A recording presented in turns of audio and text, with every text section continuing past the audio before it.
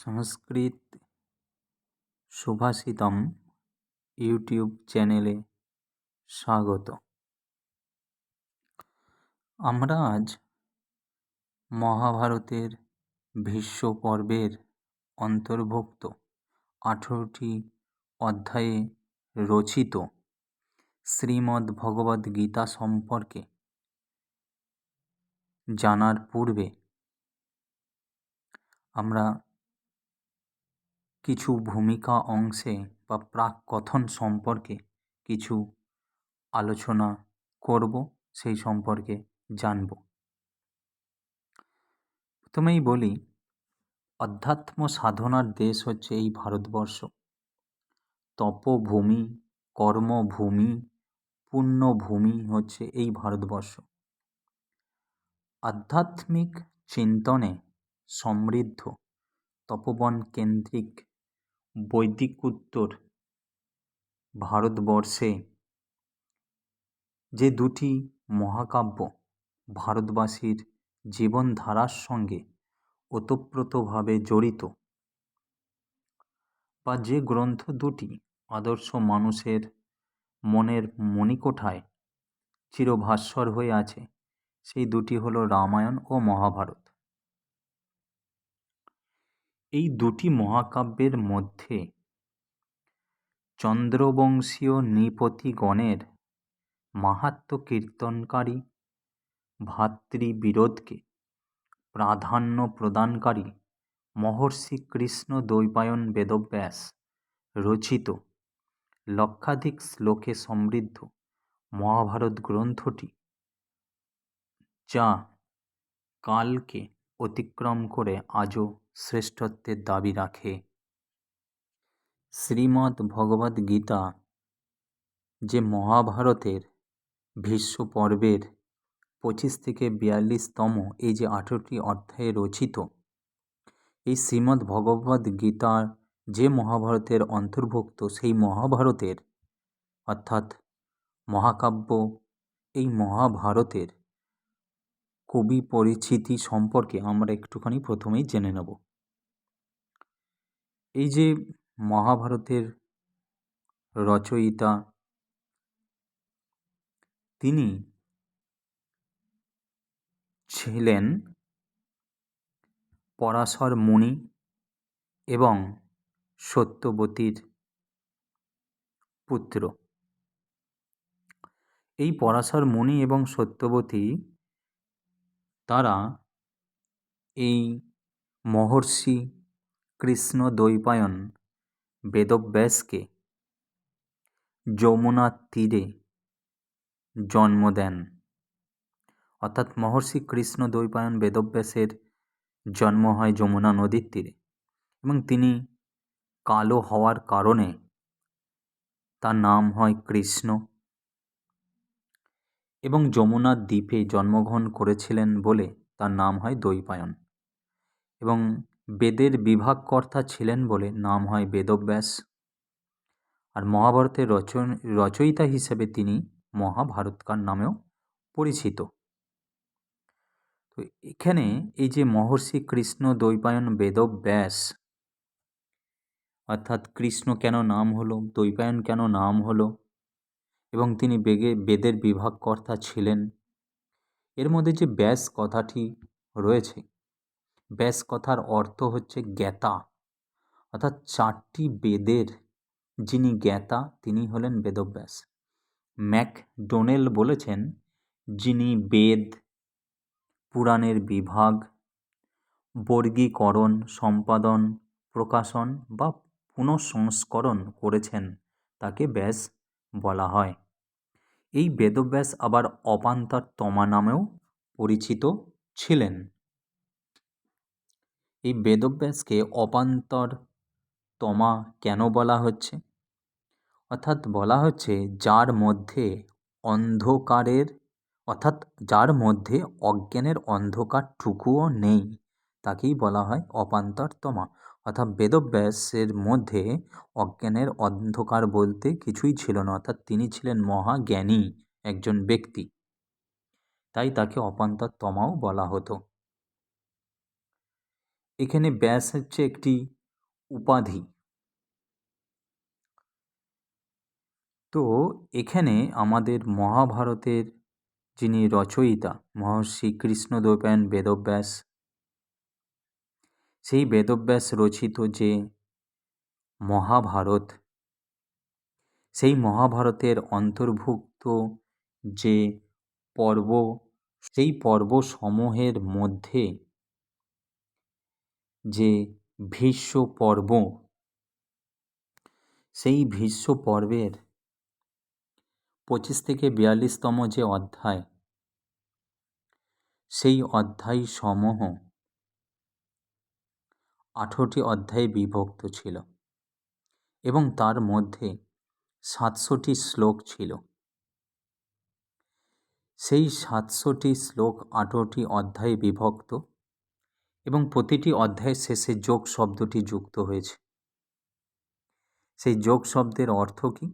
বলছে যোগ শব্দের অর্থ হচ্ছে কর্মের কৌশল, অর্থাৎ বলা হয় যোগঃ কর্মেষু কৌশলম। সেই 18টি অধ্যায় কী কী? অর্জুন বিষাদ যোগ, সাংখ্যযোগ, কর্মযোগ, জ্ঞান যোগ, সন্ন্যাস যোগ, ধ্যান যোগ, জ্ঞান বিজ্ঞান যোগ, অক্ষর ব্রহ্মযোগ, রাজবিদ্যা যোগ, বিভূতি যোগ, বিশ্বরূপ দর্শন যোগ, ভক্তি যোগ, ক্ষেত্রজ্ঞ বিভাগ যোগ, গুণত্রয় বিভাগ যোগ, পুরুষোত্তম যোগ, দৈবাসুর সম্পদ বিভাগ যোগ, শ্রদ্ধাত্রয় বিভাগ যোগ এবং মোক্ষ যোগ। এই 18টি অধ্যায়ে বিভক্ত ছিল শ্রীমদ্ ভগবদ্গীতা। তো সেই শ্রীমদ্ ভগবদ্গীতার মধ্যে কী রয়েছে আমরা একটু দেখে নেব। ভগবদ্গীতা বা শ্রীমদ্ ভগবদ্গীতা বা গীতা একটি 700 শ্লোকের ধর্মগ্রন্থ এবং একে আমরা দার্শনিক গ্রন্থও বলে থাকি। যতটা এটি ধর্মগ্রন্থ তার থেকে অনেক বেশি দার্শনিক গ্রন্থ। সেটা আমরা এই গীতা সম্পর্কে যখন আমরা শ্লোক ধরে আলোচনা করব তখন সেটা আরও বেশি আমাদের কাছে পরিষ্কার হয়ে যাবে যে কেন এটা ধর্মগ্রন্থের থেকেও বেশি আমরা একে দার্শনিক গ্রন্থ বলবো। অর্থাৎ শ্রীকৃষ্ণ অর্জুনকে যে তার মাধ্যমে, তার বক্তব্যের মাধ্যমে, তার জ্ঞানের মাধ্যমে যে অর্জুনকে দর্শন করিয়েছিলেন সমগ্র বিশ্বকে, সেই সম্পর্কে এখানে যে আলোচনা করা হয়েছে সেটাই আমরা এখানে গীতার মধ্যে আমরা দেখতে পাবো। এই ছোট্ট অল্প কিছুর মধ্যে এই গীতা সম্পর্কে যে বিস্তারিত বর্ণনা সেটা আলোচনা করা সম্ভব নয়, তবু সংক্ষেপে কিছু কিছু বিষয় আলোচনা করব। তো বলা হয়েছে যে 700 শ্লোকের একটি গ্রন্থ বিধায়ও একে সপ্তশতী বলা হয়, অর্থাৎ এইখানে এই গীতা 700টি শ্লোকে রচিত বলে একে সপ্তশতী বলা হচ্ছে। এটি প্রাচীন সংস্কৃত মহাকাব্য মহাভারতের একটি অংশ। গীতা একটি স্বতন্ত্র ধর্মগ্রন্থ তথা একটি পৃথক শাস্ত্র এর মর্যাদা পেয়ে থাকে। হিন্দুরা গীতাকে ভগবানের মুখনিসৃত বাণী মনে করেন। মানব ধর্ম, দর্শন ও সাহিত্যের ইতিহাসে গীতা এক বিশেষ স্থানের অধিকারী। গীতার কথক কৃষ্ণ হিন্দুদের দৃষ্টিতে ঈশ্বরের অবতার, পরমাত্মা স্বয়ং, তাই গীতায় তাকে বলা হয়েছে শ্রী ভগবান। তো গীতা হচ্ছে হিন্দু ধর্মের একটি শাস্ত্র। এর লেখক হচ্ছেন মহর্ষি কৃষ্ণদ্বৈপায়ন বেদব্যাস, ভাষা হচ্ছে সংস্কৃত এবং মহাভারত কোন সময়ে রচিত হয়েছে সেই সময়কালটা হচ্ছে খ্রিস্টপূর্ব 2য় শতাব্দী। এর অধ্যায় সংখ্যা হচ্ছে 18টি এবং শ্লোক হচ্ছে 700টি এবং ধরা হয় যে 745টিও শ্লোক রয়েছে, তার মধ্যে 700টি ধরা হয়, সেই কারণে আমাদের সপ্তশতীও বলা হচ্ছে। গীতার বিষয়বস্তু কৃষ্ণ ও পাণ্ডব রাজকুমার অর্জুনের কথোপকথন। কুরুক্ষেত্রের যুদ্ধ শুরু ঠিক হওয়ার আগে শত্রুপক্ষে আত্মীয়, বন্ধু ও গুরুকে দেখে অর্জুন কিংকর্তব্য বিমূঢ় হয়ে পড়েছিলেন। এই সময় কৃষ্ণ তাকে ক্ষত্রিয় যোদ্ধার ধর্ম স্মরণ করিয়ে দিয়ে এবং বিভিন্ন প্রকার যোগশাস্ত্র ও বৈদান্তিক দর্শন ব্যাখ্যা করে তাকে যুদ্ধে যেতে উৎসাহিত করেন। তাই গীতাকে বলা হয় মানব ধর্মতত্ত্বের একটি সংক্ষিপ্ত পাঠ এবং হিন্দুদের জীবনচর্চার একটি ব্যবহারিক পথনির্দেশিকা। যোগশাস্ত্র ব্যাখ্যার সময় কৃষ্ণ নিজের স্বয়ং ভগবান রূপটি উন্মোচিত করেন এবং বিশ্বরূপে অর্জুনকে দর্শন দিয়ে আশীর্বাদ করেন। অর্জুন ছাড়া প্রত্যক্ষভাবে কৃষ্ণের মুখ থেকে গীতা শুনেছিলেন সঞ্জয়। তিনি যুদ্ধের ঘটনা ধৃতরাষ্ট্রের কাছে বর্ণনা করার জন্য বেদব্যাসের কাছ থেকে দিব্যদৃষ্টি লাভ করেছিলেন। হনুমান, তিনি অর্জুনের রথের চূড়ায় বসেছিলেন ও ঘটোৎকচের পুত্র বর্বরিক, যিনি কুরুক্ষেত্রের যুদ্ধের সব ঘটনা দেখেছিলেন।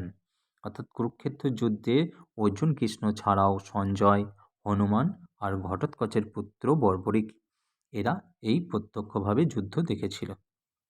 গীতাকে গীত উপনিষদ বা গীতা উপনিষদও বলা হয়, অর্থাৎ গীতা উপনিষদ বা বৈদান্তিক সাহিত্যের অন্তর্গত।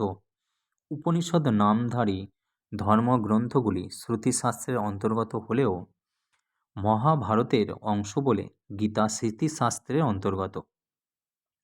আবার উপনিষদের শিক্ষার সারবস্তু গীতায় সংকলিত হয়েছে বলে একে বলা হয় উপনিষদ সমূহের উপনিষদ। গীতাকে মোক্ষশাস্ত্র নামেও অভিহিত করা হয়। ভারতীয় মনীষীদের পাশাপাশি Aldous Huxley, J Robert Oppenheimer, Ralph Waldo Emerson, Carl Jung, Heinrich Zimmer ও হারমান হেস, বিজ্ঞানী দেবদূত সেট প্রমুখ পাশ্চাত্য মনীষীরাও গীতার উচ্চ প্রশংসা করেছেন। আমরা কবি পরিচিতি জানলাম এবং শ্রীমদ্ ভগবদ্ গীতা সম্পর্কে কারা কারা কী কী প্রশংসা করেছেন এবং বহু টিকা রচিত হয়েছে এই সম্পর্কে। তাছাড়াও আমরা কবি পরিচিতি জেনেছি এবং এই যে শ্রীমদ্ ভগবদ্ গীতা যেটা আমরা পড়ব, এই গীতাতে কি আছে এবং কেন এই গীতার উদ্দেশ্য, কেনই বা শ্রীকৃষ্ণ অর্জুনকে এই উপদেশ দিতে গেলেন যেটা গীতা নামে পরিচিত হলো বা শ্রীমদ্ ভগবদ্ গীতা পরিচিত হলো।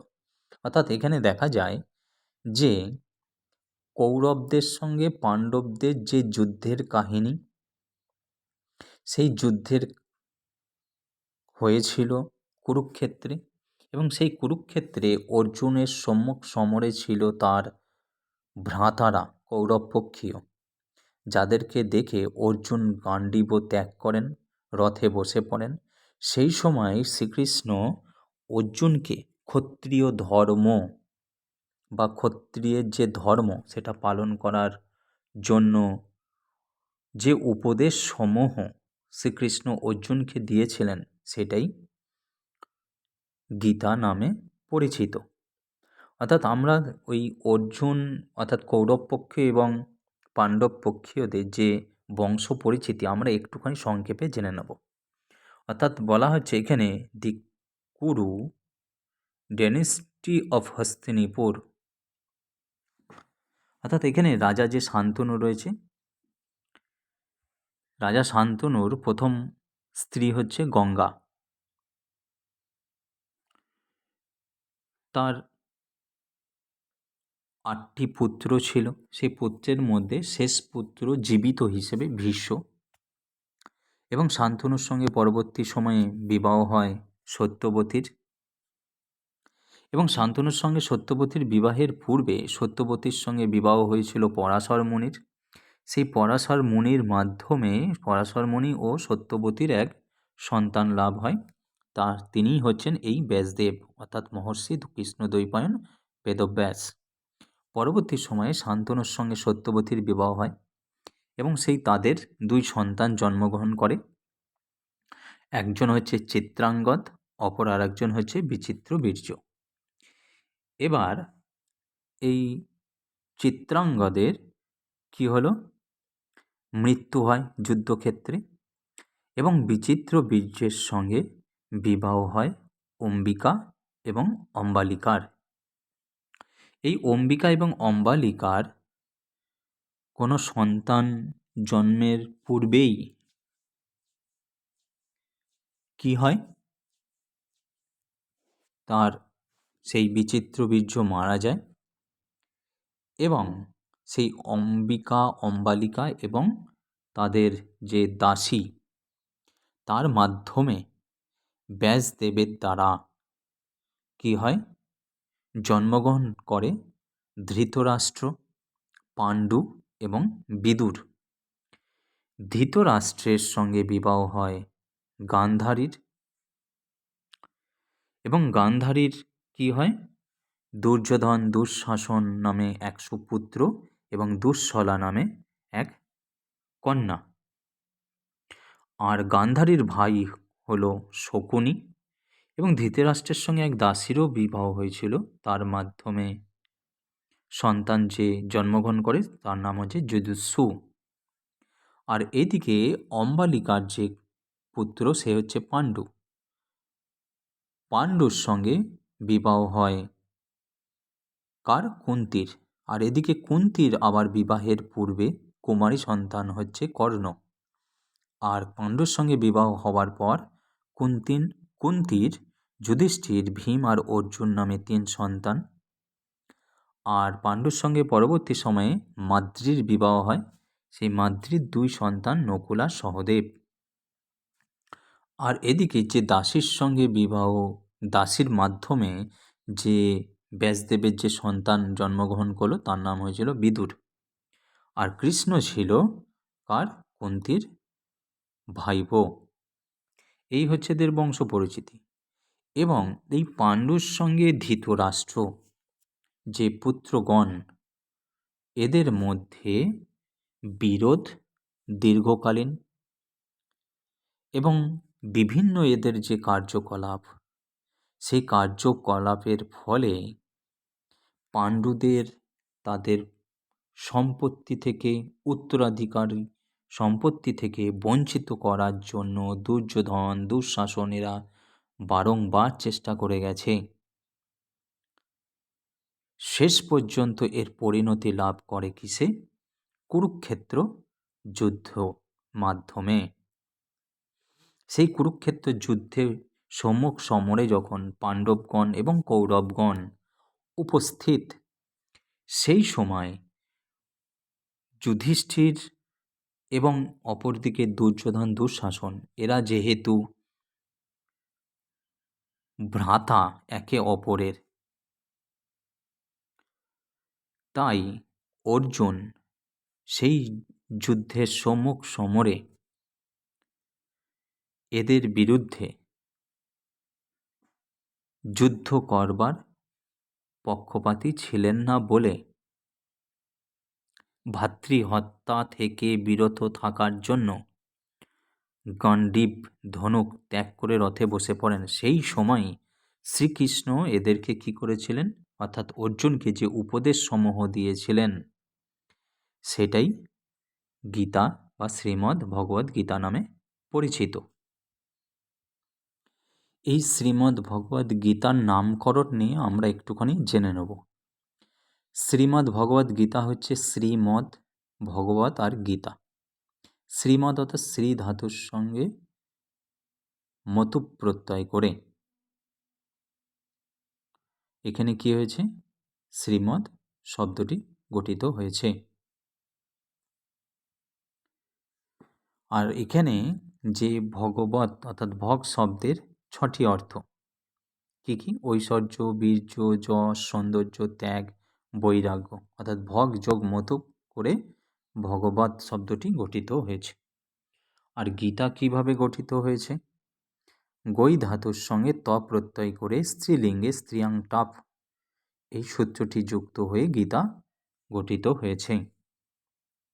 অর্থাৎ শ্রীমান ভগবান, শ্রীমদ্ ভগবান কর্মধারায় সমাস, তেন গীতা অর্থাৎ শ্রীমদ্ ভগবদ্ গীতা তৃতীয়া তৎপুরুষ সমাস হয়েছে, এইরূপ বিগ্রহ বাক্যের দ্বারা সমাসবদ্ধ রূপটি সিদ্ধ হয়েছে।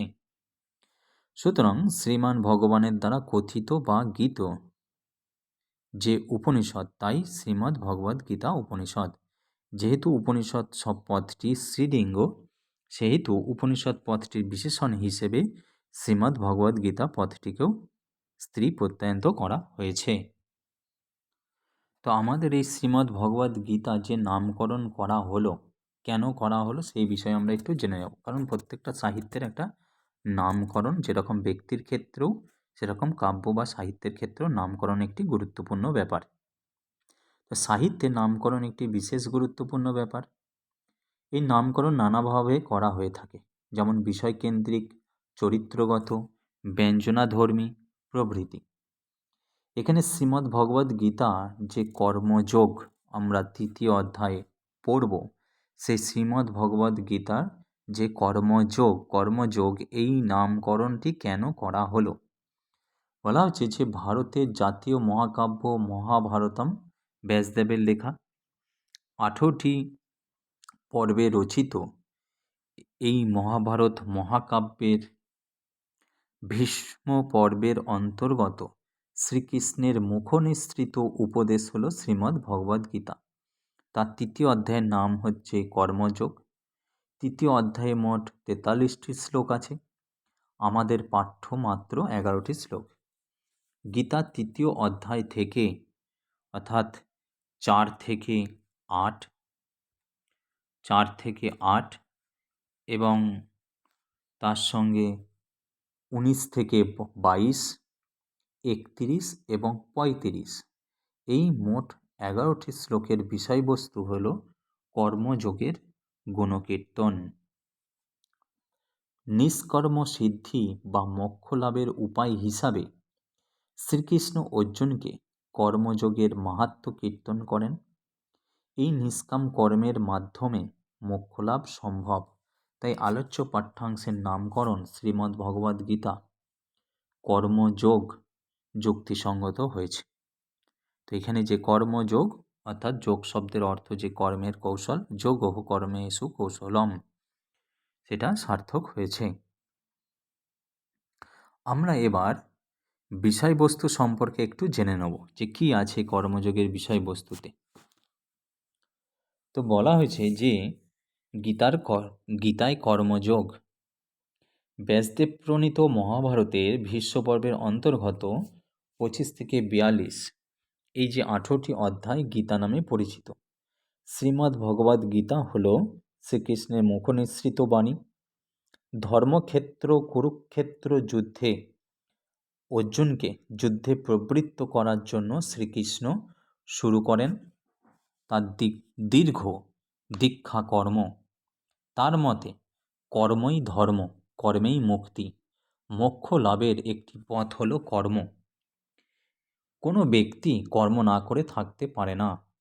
তার একটি প্রধান নির্দেশ হলো নিয়তং কুরু কর্মত্তম। নিজেকে দিয়ে তিনি বলতে চেয়েছেন তার চাওয়ার বা পাওয়ার কিছুই নেই, তবু তিনি অহর্নিশ কাজ করে চলেছেন। নৈষ্কর্ম সিদ্ধি বা মোক্ষ লাভ কীভাবে সম্ভব? না, জ্ঞান মার্গীদের মতে কর্ম মাত্রই বন্ধনের কারণ। এই কর্মবন্ধন থেকে মুক্তি বা নিষ্কৃতির অবস্থাকে বলে নৈষ্কর্ম সিদ্ধি। কাজেই কর্ম ত্যাগ করে জ্ঞান মার্গে বিচরণ করলেই নৈষ্কর্ম বা মোক্ষ লাভ হয়। গীতায় এই মত স্বীকার করা হয়নি। সেখানে বলা হয় সন্ন্যাস মার্গে মোক্ষ লাভ হয় ঠিক, কিন্তু তা জ্ঞানের ফলে, কর্মত্যাগের ফলে নয়। কর্ম বন্ধনের কারণ নয়। মানুষের অহংকার ও কামনাই কর্মবন্ধনের কারণ। জ্ঞান মানুষের অহংকার ও কামনা দূর করে, ফলে মানুষ নিষ্কাম কর্মের দ্বারা মোক্ষ লাভ করে। আমাদের প্রকৃতিতে 3টি গুণ রয়েছে। সেই 3টি গুণের বশবর্তী হয়েই প্রতিটি জীব পরিচালিত হয়। সেগুলো কি কি? বলছে মানুষ জন্মালেই তার মধ্যে প্রকৃতি থেকে জাত 3টি গুণ, যেমন সত্ত্ব বা সাত্ত্বিক, যার বৈশিষ্ট্য হচ্ছে সদ্গুণ; রজ অর্থাৎ রাজসিক, যার বৈশিষ্ট্য হচ্ছে সুখ ও প্রভুত্বের আকাঙ্ক্ষা; তমহ অর্থাৎ তামসিক, যার বৈশিষ্ট্য হচ্ছে আলস্য, নিদ্রা, মূর্খতা। এগুলো থেকেই রাগ দেশাদির উৎপত্তি হয়।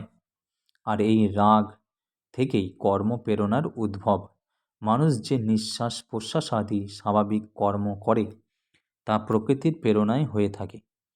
কোনো জীব কখনো কালমাত্রও কর্ম না করে থাকতে পারে না, কারণ প্রকৃতির গুণে বা স্বভাবজাত গুণের বশে অবশ হয়ে সকলেই কর্ম করতে বাধ্য হয়। কর্ম যদি করতেই হয় তবে এমন কর্ম করতে হবে যাতে বন্ধনের কারণ না হয়ে মোক্ষের কারণ হয়, অর্থাৎ মুক্তির কারণ হয়। অনাসক্ত নিষ্কামভাবে ঈশ্বর অর্পণ বুদ্ধিতে কর্ম করাকেই কর্মযোগ বলা হচ্ছে। এবার দেখা যায় যে এই কর্মযোগের যে শ্লোকাংশগুলি রয়েছে তার মধ্যে বলা হয়েছে যে মানুষ কখনো কখনো মুখে একরকম বলে, কাজে করে অন্যরকম।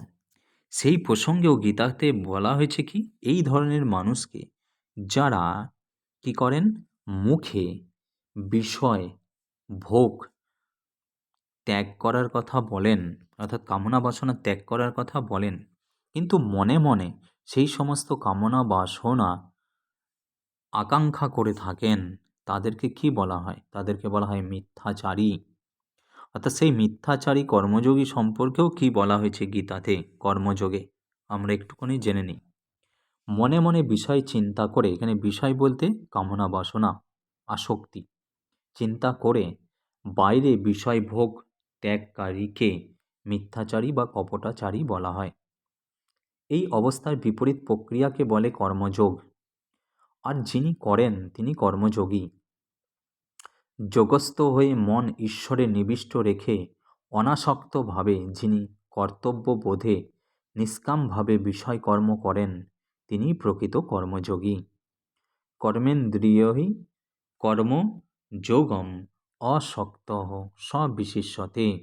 কিন্তু এই পথ বড় কঠিন, অর্থাৎ ইন্দ্রিয় সমূহকে জয় করে বিষয় আসক্তি ত্যাগ করে নিষ্কামভাবে কর্মের মাধ্যমে মোক্ষ লাভ করার যে পথ সেটা খুবই কঠিন।